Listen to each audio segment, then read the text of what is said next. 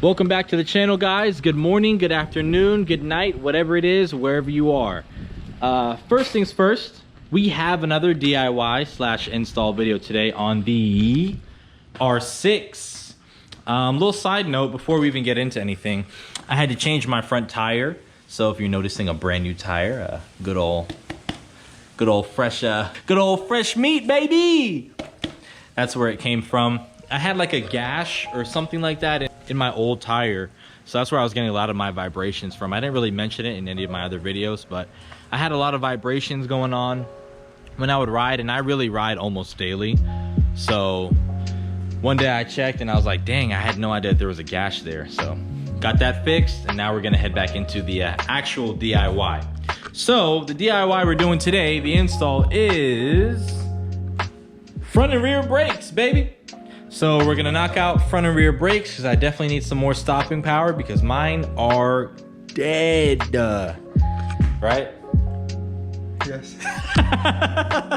I like putting Ben on the spot because it forces him to think about something, and then he just like freezes and he just like minimal answers. So this is funny. All right, so what you're gonna need for this install is a 12mm socket, a needle nose pliers, and honestly, I think that's pretty much it. So as we go further into the install, it's really not complicated. It's really not hard. It's fairly simple. There really is no need to have this DIY for people who ride a lot. But for people who don't, and for people who are just now getting into riding, this is essential for you guys, because if you don't have brakes, well, good luck. Okay, so even though we only need like 3 tools, Ben wanted to flex on my tool set by bringing his own. Tool set black. Whatever. So first, we're gonna definitely set this up to where we can have a little more balance for the calipers. Also, since we're doing the chain as well, we might as well just knock out the stand. So knock that out, and then we're gonna hop into these good old brakey boys.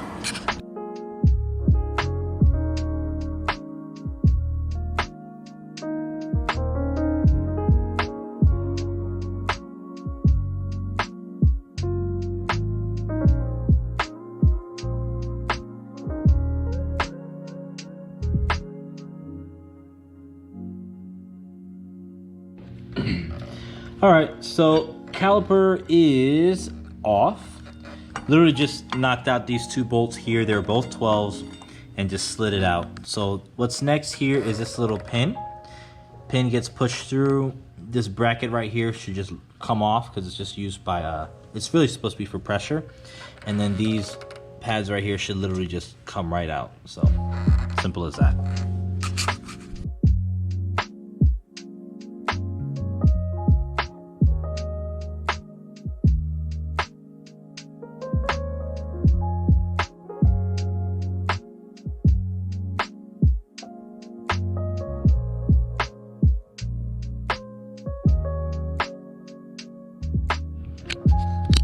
Alright guys, so as Jamal was saying, it's super simple to take out the brake pads from the front caliper once you remove that Carter pin and the 2 little pins holding it inside.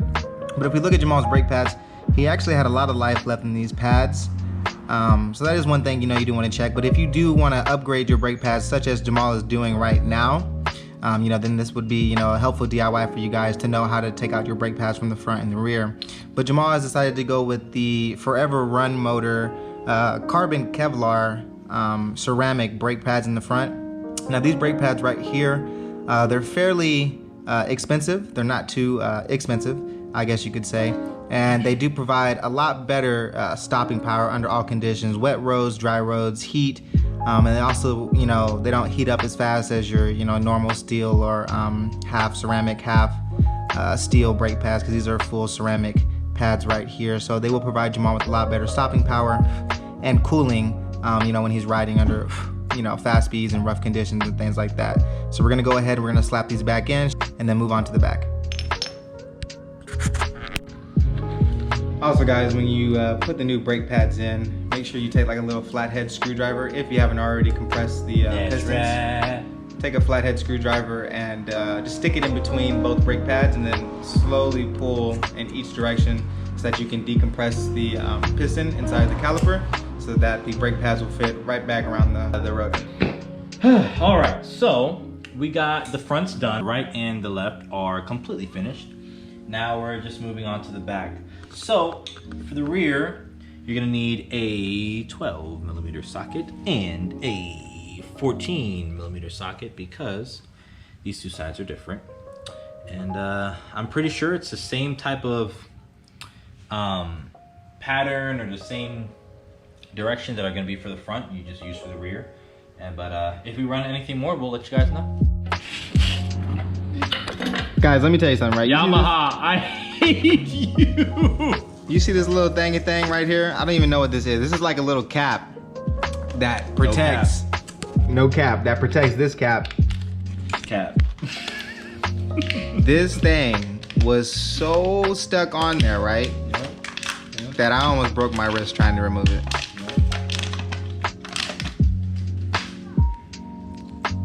Remember, this is what you wanted. Put on Naruto's Pain and Sorrow. Yep, for real.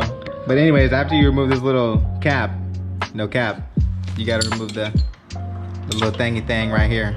The sliding pin. Yep, do your thing, your thing. Yep, and then once the sliding pin is, come on baby, removed enough, yep, you can just slide off the brake pads, such as that. And you put the new ones on. All right. Troy's right on there. What Jamal said. And then you're done. Just put everything back together. Good luck. Do your thing. Take mine. Okay, so we just finished up the rear pads. I wouldn't say it was hard, but it was unnecessarily tedious. This little part right here that you have to put a flathead in, if you don't have the proper tools, just simply take out something like this, you can't do the brakes. So just make sure that you take your time in trying to figure this portion out. However, once you do get that out, everything else is smooth sailing from there. So this right here is gonna feel as if there's really no type of resistance to it. So just keep pushing and eventually you'll feel the type of resistance as all the brake fluid flushes back to where it belongs. And then that's all she wrote.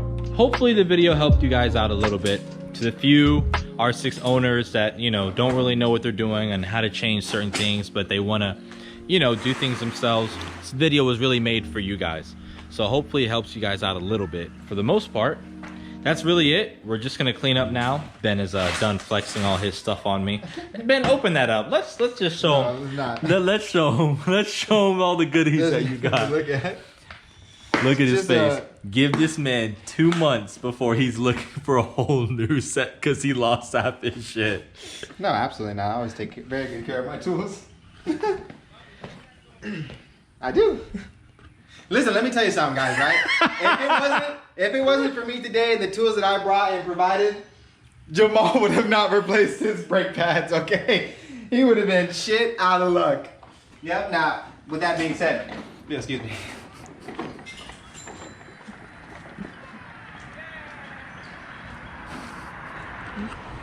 For what it's worth, I give Ben credit.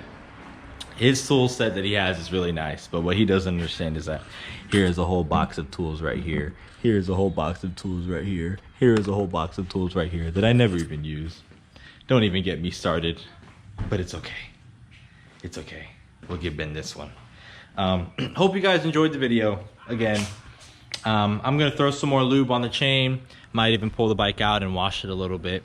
But if you guys liked the video, like, comment, subscribe. If you guys have any things that you guys would like us to do, anything you want us to try, let us know. What else? Hey, anything you want to say, Ben? Absolutely not. Ben's tired of me. He's tired of y'all. I don't know what you said, but I'm laughing. All right, guys. Peace out. Till next time.